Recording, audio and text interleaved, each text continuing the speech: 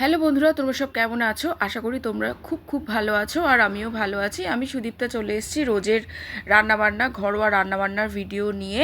তো কালকে অফিস থেকে ফিরে দেখো রান্নাঘরে চলে এসেছি। পাবদা মাছ ছিল ফ্রিজে, বার করে নিয়েছি। পালং শাক, ফুলকপি এখানে কেটে নিয়েছি। এখানে পেঁয়াজ কলি অনেকটা কেটে নিয়েছি, কারণ রান্না করলে তো ছোট মানে অল্প হয়ে যাবে পরিমাণে, তো সেই কারণে এই অনেকটাই কেটে নিয়েছি। আর দেখো এখানে কড়াই বসিয়ে দিয়ে পেঁয়াজ কলিটাও দিয়ে দিয়েছিলাম তেলের মধ্যে, একটু সামান্য নুন দিয়ে ভেজে নিচ্ছি। পাশে ফুলকপিটা একটু ভাপানোর জন্য গরম জলের মধ্যে দিয়ে দিয়েছিলাম। পেঁয়াজ কলি কিন্তু শীতের দিনে দারুণ লাগে খেতে ভাতের সাথে, কতটা কমে গেছে। পেঁয়াজ কলি খেতে কিন্তু খুব ভালো লাগে, আলু দিয়েও ভালো লাগে, আলু ছাড়াও ভালো লাগে। তো আমি তুলে নিলাম এখানে পেঁয়াজ কলিগুলো। তারপরে পাবদা মাছটাকে নুন হলুদ মাখিয়ে রেখে দিয়েছিলাম, ভেজে নিলাম। পাবদা মাছের একটা মশলা বানিয়ে নিয়েছিলাম, রসুন, কাঁচা লঙ্কা, শুকনো লঙ্কা পেস্ট করে। আর এখানে দেখো 8 পিস মাছ ছিল, এখানে দিয়ে দিয়েছিলাম। ভাজা একটা ব্যাচ হয়ে গেলে আর একটা ব্যাচ ভেজে নিচ্ছি। আর তেলের মধ্যে দিয়ে দিয়েছি দেখো কালো জিরে ফোড়ন, আগেই দিয়ে দিয়েছি সর্ষের তেলের মধ্যে। যে মাছটা ভাজার তেল ছিল তার মধ্যেই দিয়েছি। এখানে হলুদ দিয়ে দিয়েছি, আর ওই মশলার পেস্টটা দিয়ে দিলাম এখানে।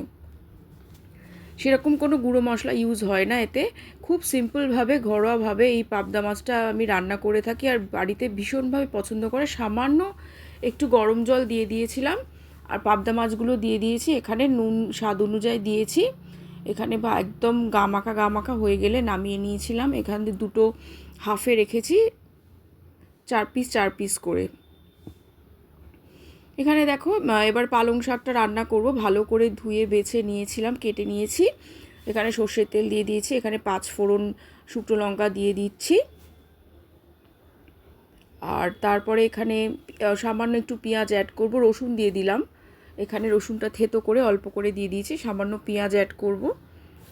এখানে পেঁয়াজ দিয়ে ভালো করে এখানে একটু নেড়ে চেড়ে নিয়ে তারপরে একটা মূলো ছিল, ওই মূলোটা দিয়ে দিয়েছি। অনেকটা গাজর ছিল, গাজর কুচিয়ে দিয়ে দিয়েছি। গাজর দিয়ে কিন্তু খুব কালারফুল হয়, দেখতেও মানে ভালো হয়, আর পুষ্টিকরও হয়।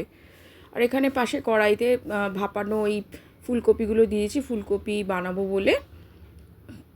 কে কোথা থেকে দেখছো অবশ্যই আমাকে কমেন্ট করে জানিও, যাতে আমি তোমাদের ধন্যবাদ দিতে পারি।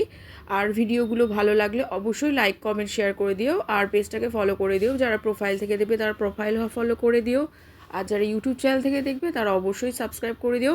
আমার এই ভিডিওর মধ্যে কিন্তু অনেক রকম রেসিপি থাকে, খুব সাধারণ ঘরোয়া রান্নার রেসিপি। দেখো এটার মধ্যে পালং শাকের আমি কিভাবে বানাই, খুব কালারফুল দেখেছো, টমেটো আর আলু অ্যাড করে দিলাম।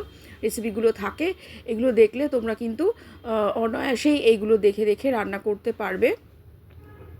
সবাই সব নিজের মতোই করে, মাঝে মাঝে একটু অন্যরকম হলে ভালোই হয়। এই রেসিপিগুলো কিন্তু বেশ সুস্বাদু হয় খেতে, অবশ্যই বাড়িতে ট্রাই করো। একটু গুঁড়ো লঙ্কা দিয়ে দিলাম, একটু হলুদ দিয়ে দিয়েছিলাম, এখানে স্বাদ অনুযায়ী নুন মিষ্টিও দিয়ে দিয়েছিলাম। এখানে দেখেছো এতটাই কালারফুল হয়ে গেছে। এবারে পালং শাকগুলো সব অ্যাড করে দেবো।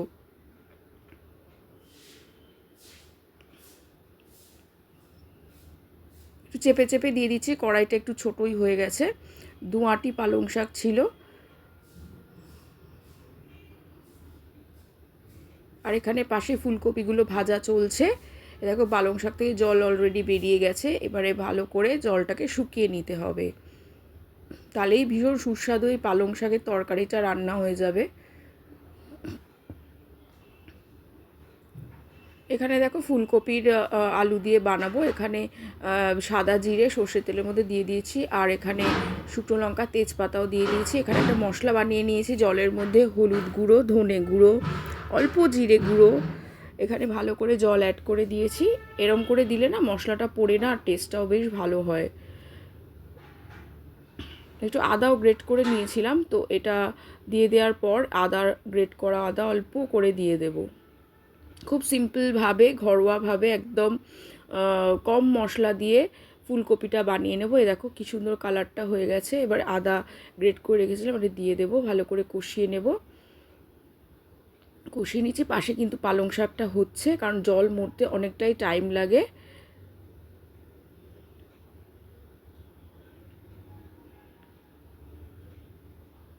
একটু একটা টমেটো ছিল, ওটাকে পেস্ট বানিয়ে এখানে ঢেলে দিলাম। ফুলকপিটার মানে ফুলকপির যে মশলাটা হচ্ছে তার মধ্যে দিয়ে দিলাম। আর এখানে ফুলকপির জন্য আলু আলাদা করে দেখো ভেজে রেখেছি। আর এখানে একটু পাশে মাঝে মাঝে পালং শাকটাকে নেড়েও দিচ্ছি।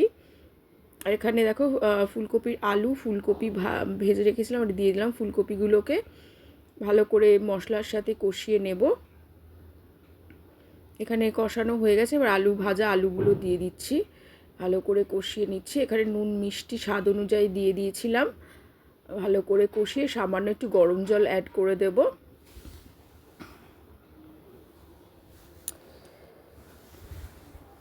তারপরে একটু গরম মশলাও অ্যাড করে দিলাম। এখানে ভালো করে মিডিয়াম আঁচে এটাকে কষাতে হবে। কষালে কিন্তু ভালো কালারও চলে আসে। এই গরম জলটা অ্যাড করে দিলাম অল্প করে, খুব বেশি না, একটু গামাখাই থাকবে। পাশে আবার এই পালং শাকটা দেখে নিচ্ছি যাতে তলায় না লেগে যায়। একটু আলুও অ্যাড করেছিলাম, বলে দিয়েছি আগে, আলু অ্যাড করে দিয়েছিলাম। এরম করে পালং শাকটা অবশ্যই রান্না করে ট্রাই করো, ভীষণ সুন্দর খেতে হয়। অনেক সবজিও থাকে, সবজির পুষ্টিগুণ থাকে, তো অবশ্যই বাড়িতে বানিয়ে আমাকে জানাবে কেমন হলো। এখানে দেখো ঘি অ্যাড করে দিচ্ছি লাস্টে। ফুলকপিটা হয়েই এসছে, ফুলকপিটা নামিয়ে নিলাম। কি দারুণ হয়েছে দেখতে, দেখো এই দেখো পালং শাকটা হয়ে গেছে। সব কিছু নামিয়ে টেবিলে সাজিয়ে দিলাম। তো কালকে এই দিয়েই দারুণ জমে গেছিলো আর কি রাতের ডিনার। তো ভিডিওটা কেমন লাগলো অবশ্যই জানিও, পরে আবার চলে আসবো। সবাই খুব খুব ভালো থেকো। চলো আজকের মতো টাটা বাই।